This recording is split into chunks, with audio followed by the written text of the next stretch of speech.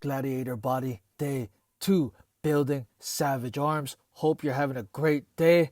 As usual, let's get into it. Now, jumping rope, 10 minutes to warm up. You already know the deal. Of course, jumping rope helps me to be athletic, springy, sharp, explosive.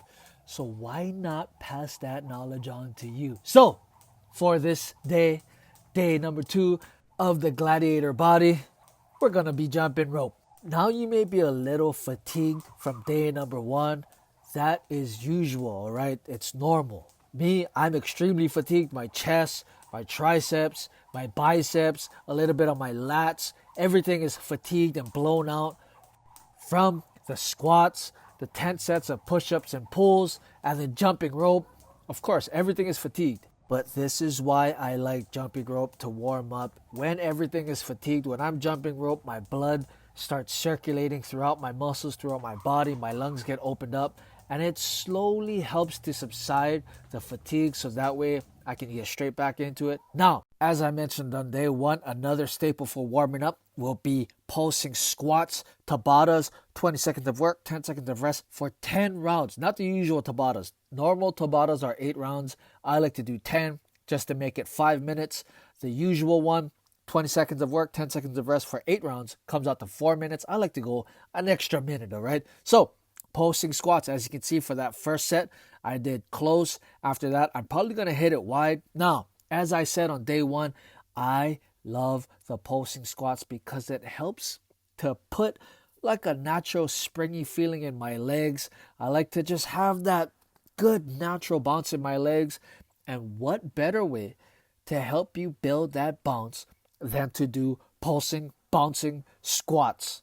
That's my whole philosophy behind it. As you can see, 20 seconds, I'll just stay low, extremely low. Now, this really helps with my knees, really just staying low like that. As you can see, my knees are kind of like going before my toes. When you're squatting, back squatting with weight, you know, if you're bodybuilding, this and that, powerlifting, a lot of it is taught not to go past 90 degrees. I like to go ass to grass, and this, like I said, helped my knees, helped my ankle mobility. Really just helps to keep everything fresh and feeling young. Now, a lot of you did ask also, how did I build my legs? My legs are a little thicker than usual. As you can see, my hamstrings are like bulging out there. I did it from this. I learned it when I was studying sumo wrestlers. Back in the day when I had my fitness gym, I was like, how can I build big legs but be athletic and fast at the same time? I was studying football players, and somehow I got onto sumo wrestlers, of course, because I love martial arts, fighting. And somehow I came across, I was like, dude, sumo wrestlers have huge legs, yet they do not have knee problems, and they don't lift weights. I got to see what they're doing. And what were they doing all day for 5 hours? They were doing like sumo pulsing bodyweight squats and just walking around in a sumo stance really low for like 5 hours, dude. Their training was crazy. And I kind of just took that to what I knew with bodyweight training. And this is what we got, okay? Now, after that, as I mentioned, you need 10-pound dumbbells. The main workout, it's going to be 20 rounds. You're going to set a timer for 20 rounds, 30 seconds of work, 30 seconds of rest. The first 30 seconds of work, you're going to do hammer curls with the 10-pound dumbbells. You're going to just burn it up. Now, if your arms are still sore from yesterday's towel bodyweight rows, good. With these 10-pound dumbbells and this 30 seconds of hammer curls, we're really going to blow it out. Like I said, day number 2 is building savage arms. I personally like the hammer curls because it works everything. The grip, the forearm. Once you get a really good pump in the forearms and they start burning out, the biceps got to take over. It's just an overall great arm builder. Now, I like to work my grip back for when I was grappling. It really helped to strengthen my grip. As you can see, I'm on my 30-second break. I'm just walking around. I don't put the dumbbells down. Nah, if your arms are burning and your grip is burning, yeah, put the dumbbells down. It's going to be long, 20 rounds. After that, the second set, you're going to do overhead presses. Again, my shoulders, triceps are burning from the push-ups yesterday, but we're going to pump them out. We're going to fill them up with blood. For me, okay, a lot of you ask like, oh, how did you build like your arms? How did you build your legs? This is exactly how I built it, dude. Over the years, a lot of pulsing bodyweight squats, a lot of like towel rows or pull-ups, a lot of push-ups, and a lot of just light work with dumbbells. Now with the overhead pressing, as you can see, like my arms are really long, so a lot of my pressing movements were weak. So I gotta do a lot of like overhead pressing. I did some CrossFit and my overhead pressing was horrible. So instead of like trying to just kill myself, just increasing weight all the time, I was like, I don't really do too much overhead pressing. So I just got to get used to it. So I just picked up light dumbbells and I just pumped them out. Now, after the overhead presses, 30-second break, then back to hammer curls. I'm showing you a different angle here. Everything is kind of blowing up and I'm just going and going. If 10-pound dumbbells are too easy for you, that's okay. You got to focus on the speed now. This is what I like about the type of workouts that I do. Anybody can do them. 10-pound dumbbells, I mean, they're not heavy at all. And anybody can do it. If they're too easy for you, this is where you focus on your intensity, your effort that you put towards this. A lot of us will get different results from my Gladiator Body program.